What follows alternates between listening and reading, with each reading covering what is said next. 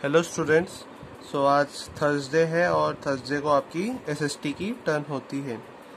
Okay, Thursday Friday Saturday हम SST करेंगे।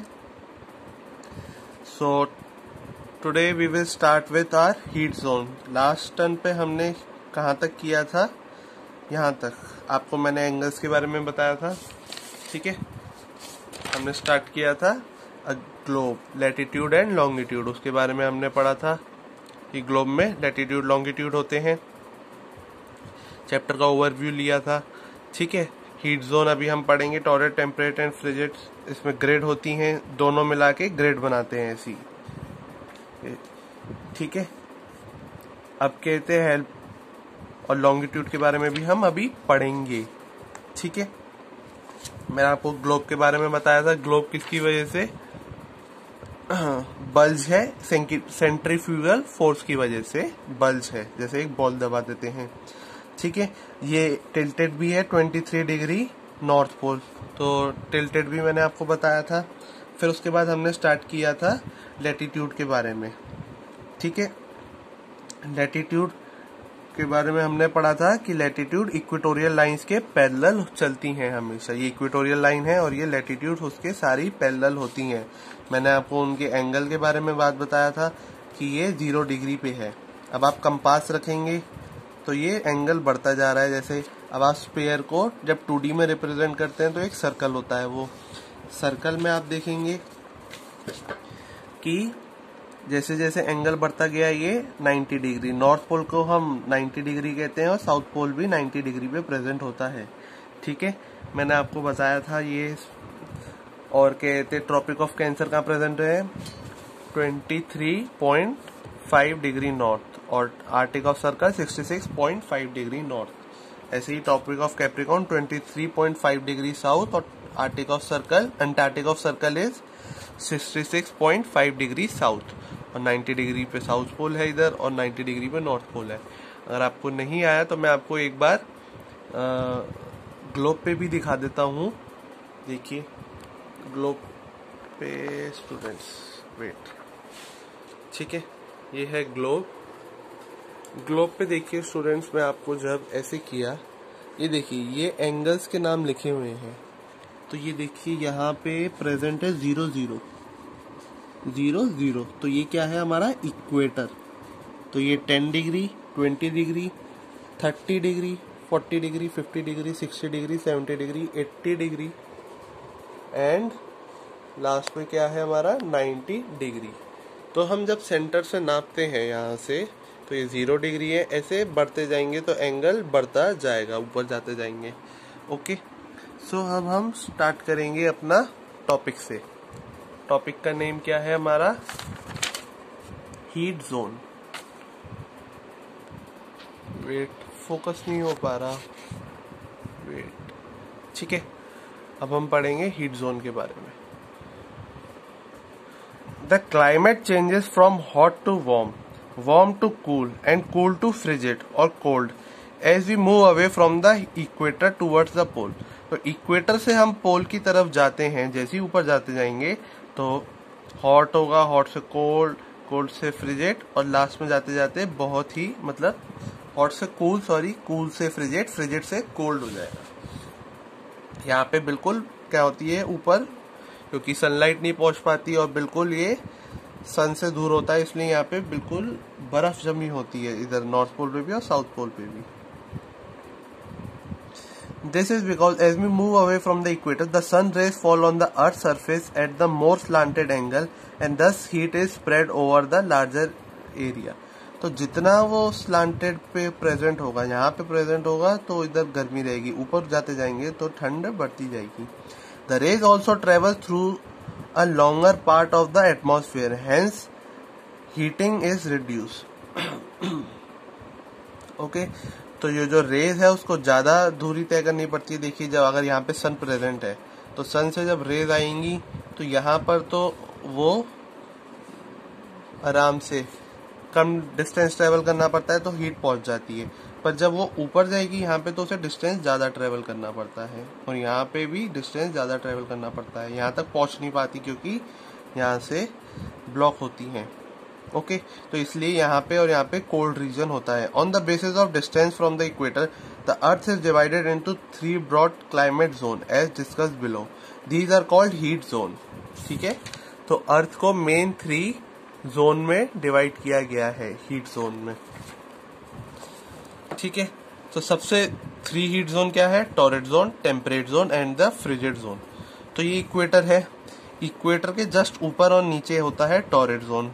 ठीक है, और फिर आ जाता है ट्रॉपिक ऑफ कैप्रिकॉन और tropic of cancer and tropic of Capricorn. Tropic of cancer के नीचे होता है और ये इसके ऊपर होता है। इससे हम ऊपर जाएंगे इक्वेटर से दूर तो ट्रॉपिक ऑफ कैंसर के बाद क्या आएगा? Temperate zone. फिर आर्टिक सर्कल की लैटिट्यूड आएगा, उसके बाद आएगा नॉर्थ फ्रिजिड जोन। ठीक है, ऐसे ही स्टूडेंट्स टॉरेट जोन के बाद ट्रॉपिक ऑफ कैंसर की लैटिट्यूड लाइन आती है, उसके बाद आता है south temperate zone. South temperate zone के बाद आता है एंटार्क्टिक सर्कल की लैटिट्यूड, उसके बाद आता है हमारा ये हीट जोन। कौन सा है? ये साउथ फ्रिजिड जोन। ठीक है, अब हम इन तीनों के बारे में पढ़ेंगे। Torrid zone lies between the tropic of cancer and the sorry students north in the north and the tropic of Capricorn in the south. और टॉरेट जोन क्या होता है कि नॉर्थ में ट्रॉपिक ऑफ कैंसर से नीचे और ट्रॉपिक ऑफ कैप्रिकॉन से ऊपर लाई करता है। The equator falls in this zone. तो इक्वेटर क्या है? टॉरेट जोन में फॉल होता है। Since this region receive direct rays of the sun throughout the year it is the hottest zone. तो इसमें क्या है? डायरेक्ट सन रेज पड़ती हैं टॉरेट जोन में थ्रू आउट द ईयर, तो इसलिए ये सबसे हॉटेस्ट जोन भी कहलाता है। नेक्स्ट आता है students temperate zone. Temperate zone is a moderate. The temperate zone is a zone of moderate temperature. The north temperate zone lies between the Tropic of Cancer and the Arctic Circle. The south temperate zone lies between the Tropic of Capricorn and the Antarctic Circle. तो मैंने आपको पहले ही बता दिया, south temperate zone और north temperate zone कहाँ लाई करता है? ये इसके बीच में लाई करता है, आर्टिक सर्कल और ट्रॉपिक ऑफ कैप्रिकॉर्न के, और ये इन दोनों के बीच में लाई करता है। The rays of the sun reach the earth's surface at a slanted angle throughout the year. तो slanted angle पे rays पहुंचती है इन पे। नेक्स्ट है हमारा frigid zone is the very cold zone. Frigid means cold. The north frigid zone lies between the Arctic Circle and the North Pole. तो North Pole और Arctic Circle के बीच में North frigid zone present होता है students. While the south frigid zone lies between the Antarctic Circle and the South Pole. तो South Pole और Antarctic Circle के बीच में South frigid zone present होता है। These regions are extremely cold and permanently frozen because the sun rays reach the Earth's surface at an extremely slanted angle. तो जो sun rays होती हैं इन पे पहुंचती हैं बिल्कुल एक्सट्रीम स्लांटेड, मतलब बहुत ही ज्यादा स्लांटेड एंगल पे अर्थ की सरफेस पे सन रेज पहुंचती हैं। ठीक है, अब लैटिट्यूड पढ़ लिया हमने, हीट जोन के बारे में पढ़ लिया। अब हम पढ़ेंगे लॉन्गिट्यूड्स के बारे में। तो लॉन्गिट्यूड्स के बारे में हम स्टूडेंट्स अब स्टार्ट करते हैं। Longitude is the angular distance of a place on the surface of earth measured in degree east और west of the prime meridian. तो जो लॉन्गिट्यूड है उसे हम जो एंगुलर के फॉर्म में डिस्टेंस को मेजर करते हैं, कहाँ से? प्राइम मेरिडियन में। अर्थ में एक प्राइम मेरिडियन दी गई है, आपको भी पता चलेगी वो कहाँ से पास होती है। ठीक है, उसके हम अगर ईस्ट में जाएंगे 10 डिग्री 20 डिग्री 30 डिग्री तो उसकी नेमिंग होगी। अगर हम उसके ईस्ट की जगह वेस्ट में जाएंगे, ठीक है, जब हम ईस्ट वेस्ट कैसे नापते हैं आपको मैं आप बताऊं, अगर वेट अ मिनट। ये स्टूडेंट्स तो देखिए, ये नॉर्थ साउथ ईस्ट और वेस्ट होता है, तो सेम केस यही है। एक हम प्राइम मेरिडियन नाम देंगे, वो ऐसी होगी थोड़ी, और ये प्राइम मेरिडियन जा रही है,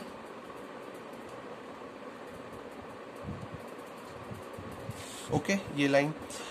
अब ये ईस्ट और वेस्ट है, तो प्राइम मेरिडियन के ईस्ट में आते गए नेमिंग होती जाएगी लॉन्गिट्यूड लाइंस की, और वेस्ट में जाते जाएंगे तो वेस्ट की लॉन्गिट्यूड लाइन की नेमिंग होती जाएगी।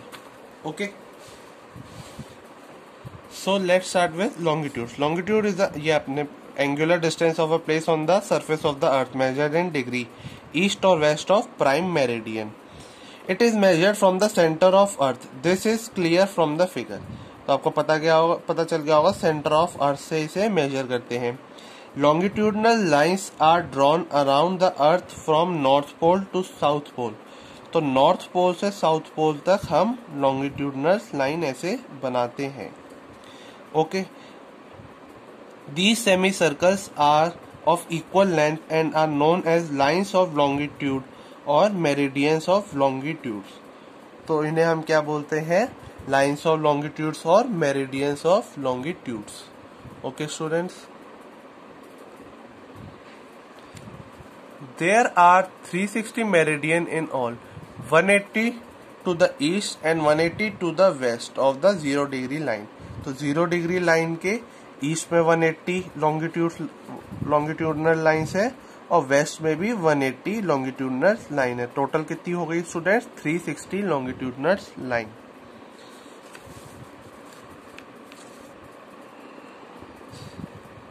सी एक फैक्ट है, as east line of longitude has a time when it's come directly under the midday sun, it is called a meridian of longitude. Here meridian refer to the path of midday sun on moon.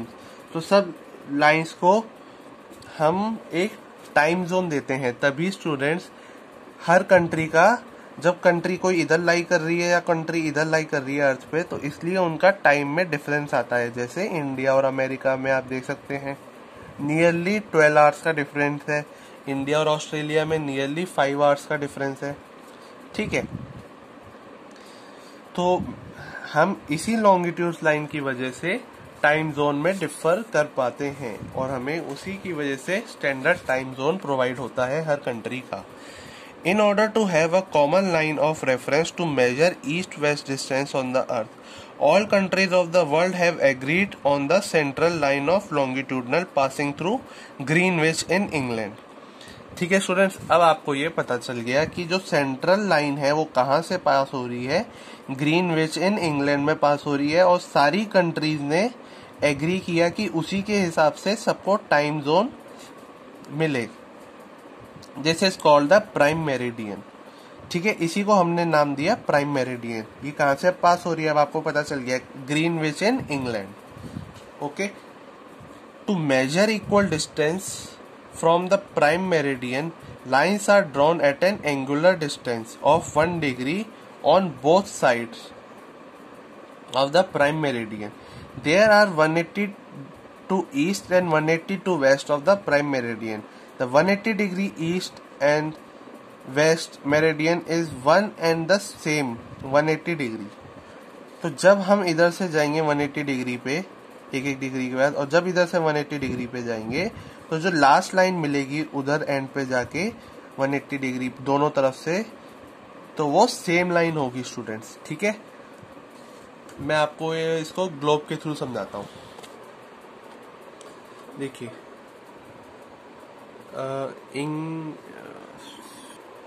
ये students, सो ये है United kingdom. ठीक है, UK. तो England में कहीं से एक लाइन पास हो रही है प्राइम मेरिडियन. सपोज ये लाइन है, तो ऐसे ऐसे जाएंगे हम 180 डिग्री ईस्ट और 180 डिग्री वेस्ट. तो एक एक डिग्री के बाद जो लॉन्गिट्यूडनल लाइंस होगी, तो यहां से जाते जाते 180 डिग्री पे लाइन इधर आ जाएगी. ओके स्टूडेंट्स, एंड सेम इधर से अगर हम 180 डिग्री जाएंगे तो सेम पॉइंट पीछे यहाँ पे पड़ेगा. तो दोनों की जो 180 डिग्री होगी वो कंबाइन करके एक ही लाइन बनाएंगी. ओके, अब आपको समझ में आ गया होगा आई होप. सो स्टूडेंट्स, हम नेक्स्ट क्लास में इसके आगे कंटिन्यू करेंगे. Okay, thank you.